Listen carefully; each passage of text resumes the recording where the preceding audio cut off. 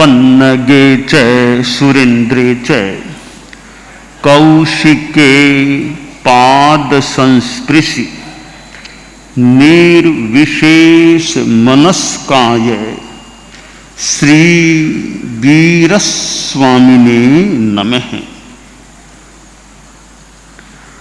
परम आराध्य, परम वंदनीय, परम स्तवनीय, परम श्रद्धेय श्रमण भगवान महावीर की अध्यात्म यात्रा का प्रसंग।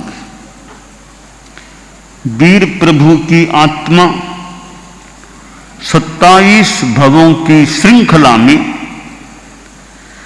तीसरी कड़ी रूप मरीचि के भव में है और मरीचि ने भगवान ऋषभ से संबद्ध मानो जो साधु समुदाय था उससे मुक्ति ले ली और साधक के रूप में जीवन यापन करने लगा। और जब मरीचि को यह खबर मिली कि मैं तो आगे तीर्थंकर बनने वाला हूं और भी मरीचि को चक्रवर्ती भी बनना है, वासुदेव भी बनना है, तो यह खुशखबरी मरीचि के संभवतः गर्व अहंकार का कारण बन गई और वह गर्वोक्ति करने लगा। उसका भाव यह है, आद्योहम वासुदेवानाम पिता में चक्रवर्तीनाम पितामहो जुनिन्द्राणाम ममाहो उत्तमम कुलम। प्रथमो वासुदेवोहम मूकायाम चक्रवर्त्यहम चरमस्तीर्थराजोहम ममाहो उत्तमम कुलम। मेरा कुल कितना उत्तम है कि जहां मैं तो पहला वासुदेव बनने वाला, मेरे पिताश्री वर्तमान में ही प्रथम चक्रवर्ती हैं और मेरे पितामह ग्रैंडफादर दादाश्री जो प्रथम तीर्थंकर हैं वर्तमान में इस अवसर्पिणी के, इस व्रत क्षेत्र के, तो कैसा हमारा कुल है। अब इसको गौरवपूर्ण कुल का गौरव कह दें, कुछ भी कह दें, जो भी है, वास्तव में इधर खुद के लिए मैं तो पहला वासुदेव, इधर चक्रवर्ती भी आगे बनना, फिर तीर्थंकर भी बनना, कैसा मेरा कुल है। अब गर्व और गौरव, अब ये तो यूं दो शब्द हैं, अब कहां वो त्याज्य रूप में भाव हो और कहां एक इतना त्याज्य न हो कि मुझे गौरव है, एक मुझे गर्व है। तो गर्व गौरव बस जहां कसाय रूप में मान है वो आत्मा के लिए नुकसानदेह है। तो हो सकता है, निश्चय में तो भगवान जाने, मरीचि के मन में कसाय रूप मान का भाव भी आया हो, अहंकार आया हो कि मैं ऐसा, मेरा कुल ऐसा। तो यह घमंड का भाव है।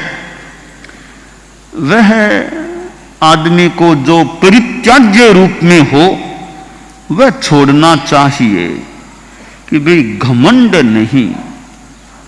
और घमंड न जाति का, न कुल का, और न ज्ञान का घमंड, न ताकत का घमंड, न सत्ता का घमंड होना चाहिए, न तप का घमंड, न लाभ का घमंड कि मुझे कितना मिलता है, कमाई मेरी कितनी हो जाती है। हमारे संतों में कह दे, जहां जाता हूं झोली भर करके लाता हूं, खाली जावा भरिया आवा। तो मेरे में मानो क्या लब्धि है और क्या कोई शुभ का पुण्य का योग है कि गोचरी जाता हूं खाली नहीं आता, गोचरी पात्रियां भर करके लाता हूं। तो अहंकार आ जाए कि मेरे में कैसी पुण्यवत्ता है कि कहीं खाली हाथ नहीं लौटता, संतों को अच्छी तरह आहार करा सकता हूं। मैं जाता हूं, गले गांव में जाऊं, अजैन घरों में जाऊं, झोली भर के लेकर के आता हूं। तो इसका लाभ का भी हमें घमंड नहीं। और साधु का जीवन है वो तो कितना एक ऊंचा जीवन है। जो साधु का जीवन जीता है वो तो कितना धन्य है, कित पुण्य, कित कृत्य है, कृत पुण्य है। पुण्य है ठीक है, आम भाषा में कह दे कि कृत पुण्य है, और कृत क्षयोपशम है कि साधुपना है तो कृत क्षयोपशम है। हमारे साधु साध्वियां हैं, समणियां, तात्विक भाषा में पुण्य और क्षयोपशम में तात्विक जो परंपरागत मान्यता तो अंतर है। पुण्य अलग चीज है और क्षयोपशम अलग चीज है। कि साधुपना कैसे मिला, कि मेरी पुण्याई से मुझे साधुपना मिला, पुण्य से साधुपना मिला। तो साधुपना पुण्य से नहीं मिलता। हमारी तात्विक मान्यता में साधुपना क्षयोपशम से मिलता है। तो पुण्य से नाम ख्याति मिल जाए, पुण्य से कोई तीर्थंकर पद प्राप्त हो जाए, और गृहस्थों को भी पुण्य से बहुत अच्छा परिवार, अच्छी संपदा, अच्छी संपत्ति मान लो मिल जाए, पर साधुपना मिलता है वो पुण्य से नहीं मिलता। तत्व की गहराई की थोड़ी बात है। श्रावकपना मिलता है, देश वृत्ति मिलती है, वे पुण्य से नहीं क्षयोपशम से मिलने वाली चीज है। तो सामान्य जन भाषा में तो पुण्य पुण्य कह दे कोई, तो तत्व की जो मान्य परंपरा है उसके अनुसार पुण्य अलग चीज है और क्षयोपशम अलग चीज होती है। तो यह साधुपना है, श्रावकपना है, वीतरागता है। वीतरागता तो फिर भी आगे सायिक उपशम भाव से जुड़ जाती है। तो जो वीतरागता से पहले दशम गुणस्थान तक का जो चारित्र है वह क्षयोपशम भाव लब्ध होता है। साधक मरीचि को यह जानकारी जब मिल गई, तीर्थंकर बनना और वो बनना, घमंड न आए तो बड़ी बात है। किसी को यह कह दे कि तुम इतने बड़े पद पर आओगे तो खुशी होना और घमंड आना बहुत ही सामान्य बात है। फिर भी आखिर साधना में घमंड तो त्याज्य ही होता है, मान कसाय छोड़ने की ही होती है। तो मान कसाय तो एक साधना के विपरीत चीज है, या कर्मबंध, पाप कर्म बंद कराने वाली चीज हो सकती है। साधक मरीचि को यह तो पता चल गया कि आगे भविष्य बड़ा उज्जवल है। हमारे जीवन में भविष्य अच्छा बने, यह प्रयास भी करना चाहिए कि भविष्य मेरा अच्छा बने, आध्यात्मिक बने, अच्छा काम कर सकूं। किंतु आदमी इस बात पर ज्यादा ध्यान दे कि कितना जीऊंगा, इसकी अपेक्षा में कैसे जीऊं, इस पर ज्यादा ध्यान दो। कितना संयम, तप, अच्छा जीवन जीऊं, संयम हो, तप हो, वैराग्य हो, दूसरों की आध्यात्मिक धार्मिक सेवा करूं, ऐसा मैं जीवन जीऊं। अब कितना जीऊंगा इसकी ज्यादा चिंता हमारे मन में न हो, भी जितना योग्य भावना हो सकती है, कितना लंबा जीऊं वो जीऊं, पर कितना जीऊं इसकी अपेक्षा कैसा जीवन जीऊं, इस पर हमें ज्यादा ध्यान देना चाहिए। तो अब साधक मरीचि का जीवन आगे बढ़ता है और जिंदगी में कभी कभी बीमारी भी हो जाती है, हो सकती है। तो मरीचि एक बार बीमार हो गया, अस्वस्थ हो गया, और अब समस्या कोई सेवा करने वाला भी नहीं है, अकेला था यूं, अब सेवा भी कौन करे। हमारे जीवन में सेवा की भी अपेक्षा पड़ जाती है, सेवा का महत्व भी है। साधु समुदाय में भी, चारित्रात्माओं में भी सेवा की अपेक्षा हो जाती है और सेवा करने वाले भी चाहिए। साधु साध्वियां हैं जो मौके पर साधु साधुओं की, साध्वियां साध्वियों की, और कोई विशेष मौका आ जाए तो साधु साध्वियों की, साध्वियां साधुओं की भी विशेष मौके पर कोई सेवा दे सकती है, कर सकती है। सामान्यतया साधु साधुओं की, साध्वियां साध्वियों की सेवा करें। पर कई कार्य हैं, कोई मौका आ जाए तो भी साधु साध्वियों का सहयोग कर दें, अपनी सीमा का भी। साध्वियां अस्वस्थ हैं, कोई सिंगाड़ा, कई साध्वियां बीमार हो गई, अब गोचरी पानी करने में भी कठिनाई है, साधुओं का सिंगाड़ा भी वहां है, तो संत कह दे साध्वी जी आपके इतनी साध्वियां बीमार है, हमने सुना है, गोचरी पानी दवाई लाना ऐसे जो हमारे लायक काम हैं वो काम हम कर दें आपका। अभी आपके प्राय सभी अस्वस्थ हो गए हैं, हम सहयोग कर दें, हम गोचरी लाकर दे दें, पानी ला दें, दवाई ला दें, और कोई काम हो तो बताओ, हमारे लायक सेवा हो हम वो कर दें। तो संत साध्वियों की विशेष मौके में गोचरी पानी आदि की सेवा कर दें।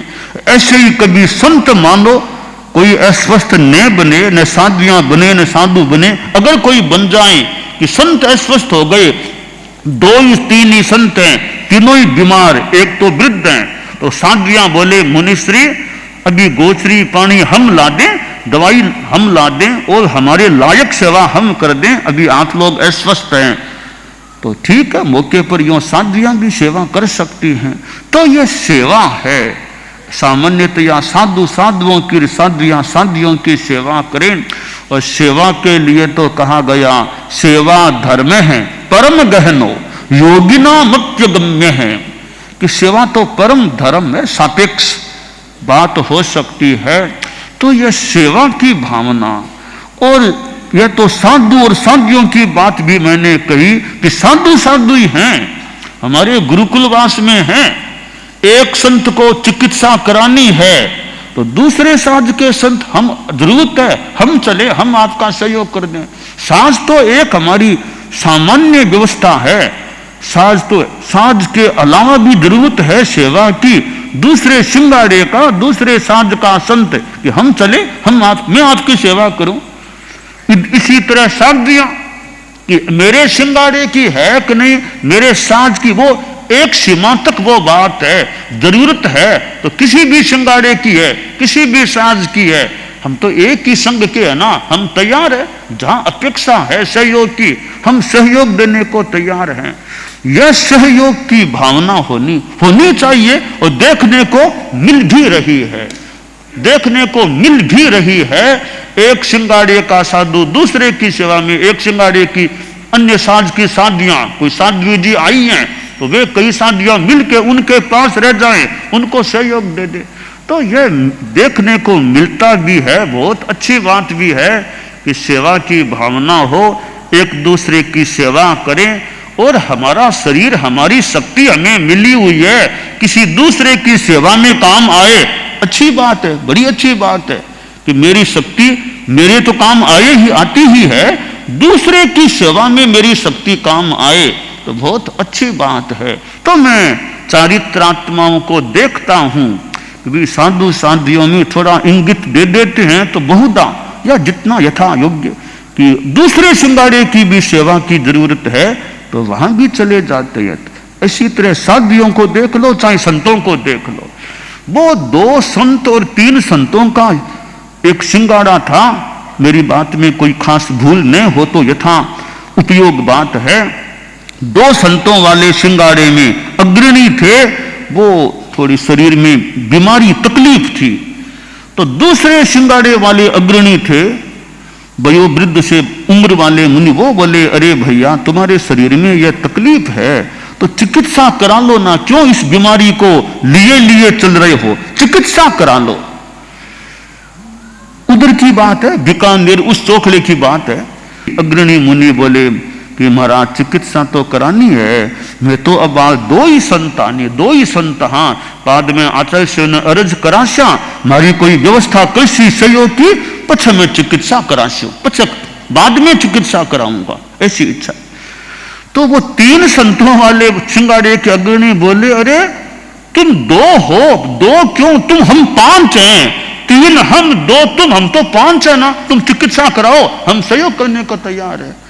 तो ये घटना तो साधुओं के सिंगाड़े की है, परंतु मैं अनुमान लगाता हूं साधियों की भी हो, कभी कभी हमको पता भी सूचना भी नहीं साधियों के अमुक सिंगाड़े को जरूरत है, उसी शहर में अन्य सिंगाड़ा भी है, तो वो वहां जाकर के उनका सहयोग कर दे कि भाई जरूरत है तो आचार्य श्री को क्या सूचना कराना, हम यही तो हैं, हम आपका यही सहयोग कर देते हैं। तो अच्छी बात, बहुत अच्छी बात है। यो एक परस्परता, परस्परोपग्रहो जीवा नाम की भावना रखना, तो यह सेवा भावना है। बीमार को सेवा मिलनी चाहिए, अस्वस्थ को सहयोग अपेक्षानुसार मिलना चाहिए। तो यह हम सभी में सेवा की भावना और वर्धमान होती रहे कि हमारा शरीर कोई दूसरों की सेवा में हमारी शक्ति का उपयोग हो। और हमें शक्ति मिली क्यों है, तो यह सोचें मुझे शक्ति मिली है, मैं स्वस्थ हूं, तो दूसरों की सेवा में ऐसा साधु साधियों का चिंतन रहे, हम सभी का चिंतन रहे। मरीची बीमार हो गया, अब कोई सेवा करने वाला नहीं है, तब सोचा अरे अब क्या करूं, अकेला कोई सेवा करने वाला नहीं है, अब तो कोई चेला बनाना चाहिए ताकि सेवा कर सके। तो शिष्य बनाने की भावना जगी, फिर स्वस्थ भी हो गया और एक चेला भी बना लिया। कोई राजकुमार कपिल आया, बात चली, कहा भाई दीक्षा लेने की, दीक्षा लो तो ऋषभ भगवान के पास जाओ, वहां ले लो। कि नहीं मैं तो आपका ही चेला बनूं, मेरा चेला बन जाओ, अच्छी बात है, मुझे चाहिए चेला, उसको चेला बना लिया। जो भी यो मरीचि का जीवन बीता, त्रिदंडी सन्यासी के रूप में जीवन बिताया, आखिर आयुष्य पूरा हुआ और चौथे भव में पंचम देवलोक ब्रह्म में उपपन्न हुआ और 5वें भव में फिर कौशिक नामक ब्राह्मण बना। जीवन के संध्या काल में त्रिदंडी तापस बन गया। इस भव के बाद अनेक छोटे छोटे भव किए। इस श्रृंखला में फिर 6ठे भव में पुष्य मित्र नामक ब्राह्मण कुछ काल तक गृहस्थाश्रम में रहकर परिव्राजक बन गया, नैसार। फिर 7वां सौधर्म देवलोक में 8वां अग्निहोत्र ब्राह्मण, अंत में परिव्राजक। 9वें भव में ईशान देवलोक में देव, 10वें भव में अग्निभूति ब्राह्मण, आखिर में परिव्राजक बन गए। 11वें भव में तीसरे देवलोक में देव, 12वें भव में भारद्वाज नामक ब्राह्मण, 13वें भव में महेंद्र, चौथे देवलोक में देव, 14वें भव में स्थावर नामक ब्राह्मण, अंत में परिव्राजक बने। 15वें भव में फिर पंचम देवलोक में देव, 16वें भव में फिर मनुष्य गति में आए और चारित्र ग्रहण कर लिया। और चारित्र ग्रहण तो किया, अच्छी बात है, साथ में निदान कर लिया कि मैं, मेरी साधना का फल हो तो प्रबल बलशाली बनूं, प्रबल बल मुझे प्राप्त हो अगर मेरी साधना का तपस्या का फल हो तो। यह निदान नहीं करने का होता है। निदान करने का मतलब अपने तपस्या साधना को मानो बेच देना, थोड़े में बेच देना। तो साधु साध्वी भी जैसे मुनिश्री ये जो हुए, भगवान महावीर की आत्मा 16वें भव में चारित्र ले लिया और निदान भी कर लिया।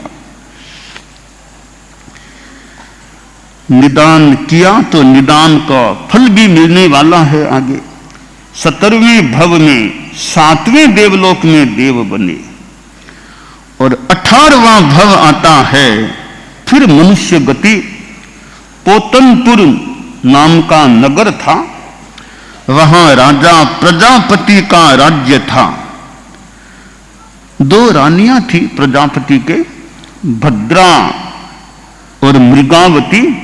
भद्रा से बालक हुआ वो अचल, उसका नाम मृगावती ने जिस बालक को जन्म दिया शिशु को, उसका नाम रखा गया त्रिपृष्ठ। यह नए सार की आत्मा त्रिपृष्ठ के रूप में अभी है। दोनों राजकुमार, पिता के जो दोनों पुत्र थे, उनको शिक्षित किया गया और विद्याओं में पारंगत हो गए। इतने योग्य बन गए दोनों बेटे कि पिता का सहयोग करने लग गए। आप लोग गृहस्थ हैं, आपके भी मान लो पुत्र हैं, और पुत्र बहुत योग्य बन जाएं, पढ़ लिख करके तैयार हो जाएं, और आपके गार्हस्थ्य के कार्य में सहयोग करने वाले बन जाएं, तो पिता को भी कितना अच्छा लगता होगा कि मेरे बेटे अब मेरा अच्छा सहयोग करने वाले बन गए हैं। तो राजा प्रजापति जो था, उसने सोचा रे मेरे तो दोनों बेटे अच्छे, मेरी मानो सहयोगी हैं दोनों बच्चे, तो पिता के लिए एक आश्वासन हो जाता है जब बेटे सहयोग करने वाले हो जाएं। और सहयोग करने को तो कई लड़के बड़े समझदार, बड़े सक्षम होते हैं, पिता के विनीत भी होते हैं, आज्ञाकारी होते हैं। वह पिता कितना सौभाग्यशाली है जिसके बेटे आज्ञाकारी हैं, विनीत हैं और कार्य में सक्षम हैं, कार्य करने में बड़े दक्ष हैं।